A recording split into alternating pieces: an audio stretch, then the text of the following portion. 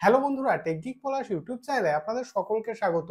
আমরা যেদিন আধার কার্ডের জন্য আবেদন করেছিলাম সেদিন কিন্তু আধার সেন্টার থেকে আমাদের একটি আধার এনরোলমেন্ট আইডি নাম্বার দেওয়া হয়েছিল। আধার এনরোলমেন্ট আইডি নাম্বারের মাধ্যমেই আমরা কিন্তু অনলাইন থেকে আধার কার্ড ডাউনলোড করতে পারি বা অনলাইন থেকে পিভিসি আধার কার্ডের জন্য অর্ডার করতে পারি। একজন কমেন্ট বক্সে কমেন্ট করেছেন যে আমার আধার এনরোলমেন্ট নাম্বারটি এই মুহূর্তে আমার কাছে নেই।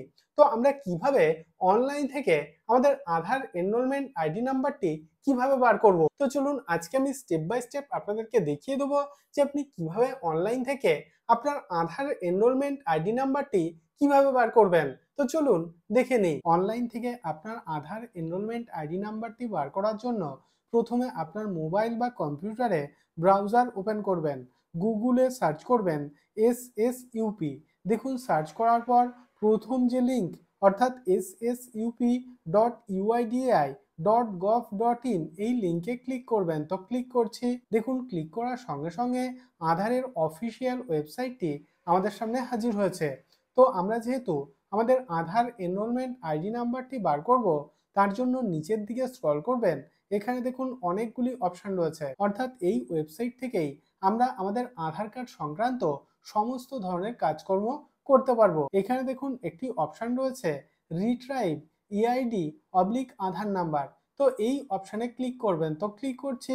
দেখুন ক্লিক করার সঙ্গে সঙ্গে এইরকম একটি ইন্টারফেস আমাদের সামনে হাজির হয়েছে। তো এখানে দেখুন দুটি অপশন রয়েছে, আধার নাম্বার এবং এনরোলমেন্ট আইডি নাম্বার।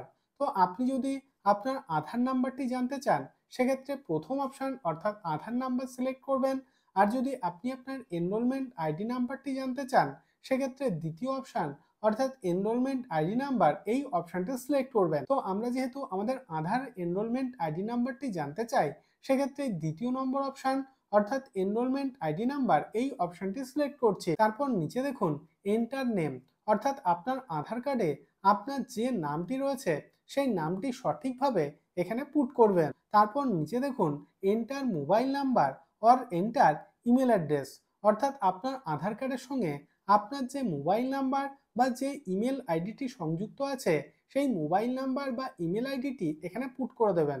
তো আমার আধার কার্ডের সঙ্গে আমার যে মোবাইল নাম্বারটি সংযুক্ত আছে সেই মোবাইল নাম্বারটি এখানে পুট করে দিচ্ছি। মোবাইল নাম্বার পুট করার পর নিচে দেখুন একটি ক্যাপচা কোড দেওয়া আছে। এই ক্যাপচা কোডটি দেখে দেখে সঠিকভাবে এখানে পুট করে দেবেন। ক্যাপচা কোডটি পুট করার পর নিচে দেখুন সেন্ড ওটিপি বলে একটি অপশন রয়েছে, এই অপশনে ক্লিক করবেন। তো ক্লিক করছি। সেন্ড ওটিপি অপশনে ক্লিক করার সঙ্গে সঙ্গে আমাদের আধার কার্ডের সঙ্গে আমাদের যে মোবাইল নাম্বারটি সংযুক্ত আছে সেই মোবাইল নাম্বারে একটি ওটিপি সেন্ড করা হবে এবং ওটিপিটি এখানে পুট করতে হবে। ওটিপি পুট করার পর নিচে সাবমিট অপশনে ক্লিক করবেন। তো ক্লিক করছি। সাবমিট অপশনে ক্লিক করার সঙ্গে সঙ্গে দেখুন এইরকম একটি ইন্টারফেস আমাদের সামনে হাজির হবে। দেখুন এখানে একটি মেসেজ শো করছে ইওর এনরোলমেন্ট আইডি।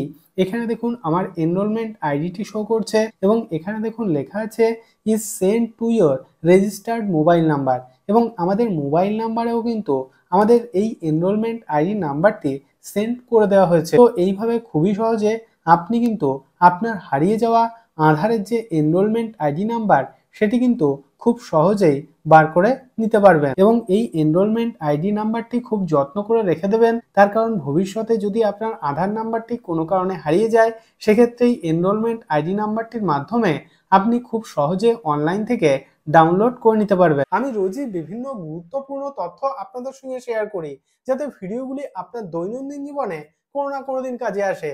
যদি ভিডিওটি ভালো লেগে থাকে তাহলে ভিডিওটিতে একটি লাইক করুন এবং আপনার বন্ধুদের সঙ্গে অবশ্যই ভিডিওটি শেয়ার করুন এবং চ্যানেলটিকে সাবস্ক্রাইব করে দিন। এবং আপনার মনে যদি কোনো রকম কোনো প্রশ্ন থাকে তাহলে অবশ্যই ভিডিওর নিচে কমেন্ট বক্সে কমেন্ট করুন। তো আজকের মতো এই পর্যন্তই, দেখা হবে পরের ভিডিওতে।